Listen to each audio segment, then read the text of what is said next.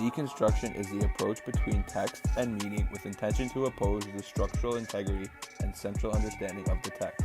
To put that into simpler terms, deconstruction is breaking down the meaning of text until there is no more meaning to be found. For example, look at the sign on the elevator.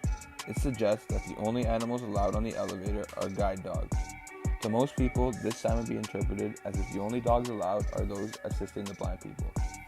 But through a deconstructive lens, this sign is interpreted differently. This sign is giving us a sense of opposition between the things that are allowed and the things that are not allowed. If you examine this sign carefully, this opposition becomes less clear. Do we really know who's allowed? If you take this to its literal meaning, this sign tells us that the only thing allowed on this elevator is only guide dogs. This then renders completely useless because dogs are incapable of using elevators. Also, what if a blind person has another person assisting them?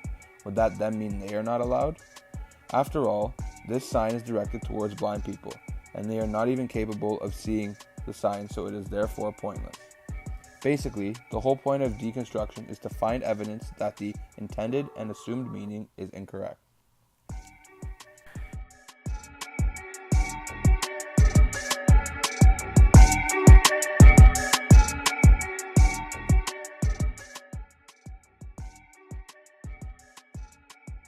There are 4 steps to deconstruct the text. The first one is to oppose prevailing wisdom.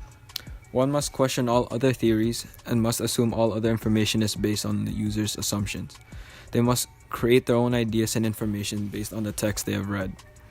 The second one is to expose cultural bias. Practitioners refer to cultural bias as binaries and hierarchical oppositions.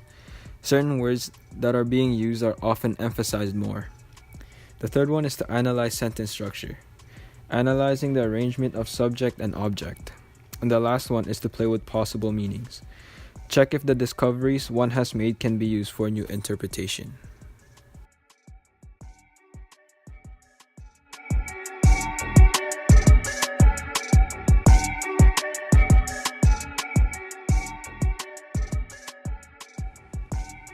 Philosophers such as Jacques Derrida and James N. Powell have a substantial influence on the theory of deconstruction.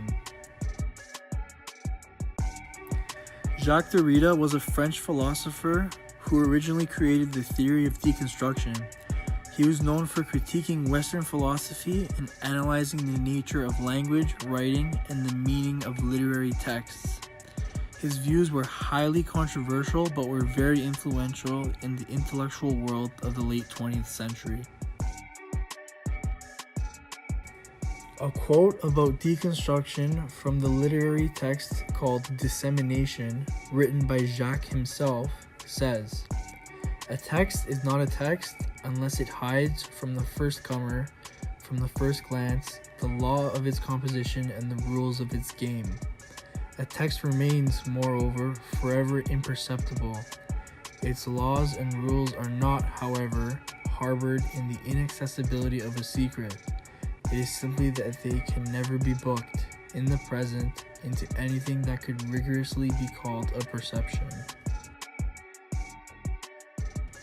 This quote explains how there are no laws or rules to analyzing and criticizing literary work. This quote explains how text is imperceptible, meaning that it is impossible to perceive. It is impossible for everyone to have the same perspective on the same literary work. Everyone's perspectives and opinions will be different. Deconstruction exposes how other types of literary criticisms view a text from very limited perspectives. American author James N. Powell wrote the book Derrida for Beginners, which many regard as the clearest explanation of Derrida and his theory of deconstruction. In Derrida for Beginners, James Powell says, "Deconstruction seeks neither to reframe art with some perfect, apt, and truthful new frame, nor simply to maintain the illusion of some pure and simple absence of a frame. Rather, it shows that the frame is, in a sense, also inside the painting. For the frame is what produces the object of art. It's what sets it off as an object of art, an aesthetic object. Thus, the frame is essential to the work of art, in the work of art. Paint a $5,000 abstract painting on a railroad boxcar and nobody will pay a cent for it. Take a torch, remove the panel of the boxcar, install it in the gallery, and it will be worth $5,000. It will be a work of art because it is now framed by the gallery, but at the same moment that the frame encloses the work in its own protected enclosure, making it a work of art. It becomes merely ornamental, external to the work of art. Thus, is the frame central or marginal? Is the frame inside the work of art, essential to it, or outside of the work of art, extrinsic to it? This quote explains how deconstruction does not change the text or provide a viewpoint that was not meant to be. It compares deconstruction to the frame of a painting and how the frame itself is also a key part of the painting.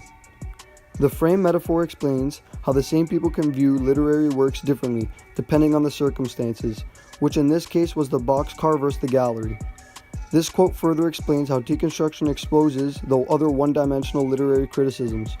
All texts should be analyzed based on what they contain and the messages that they convey, not based on certain perspectives. Deconstruction is objective rather than subjective. Deconstruction can be applied to many literary works, including William Shakespeare's Hamlet. The to be or not to be soliloquy can be analyzed using deconstruction. A deconstructionist reading of the first line of the soliloquy would already question the automatic assumption that to be or not to be means to live or not to live.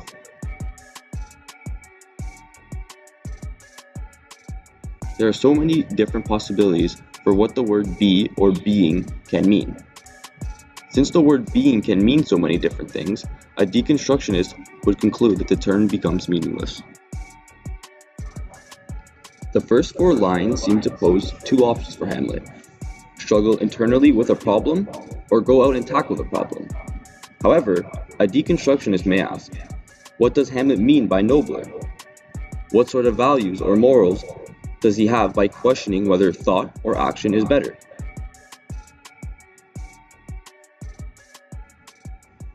Moving on, the reading of the option of action can be quite confusing. When Hamlet asks if it's better to take arms against a sea of troubles, and by opposing, end them, does he mean get my sword and kill Claudius? Or does he mean get my sword and kill myself? In many ways, Hamlet and his actions present a classic case of deconstruction.